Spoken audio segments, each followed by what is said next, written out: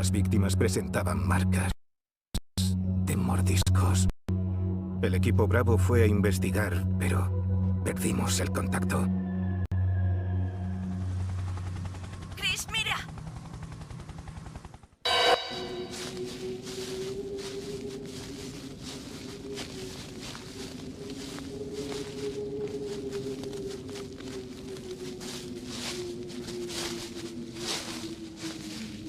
El helicóptero del equipo Bravo estaba abandonado, pero curiosamente encontramos el resto de su equipamiento.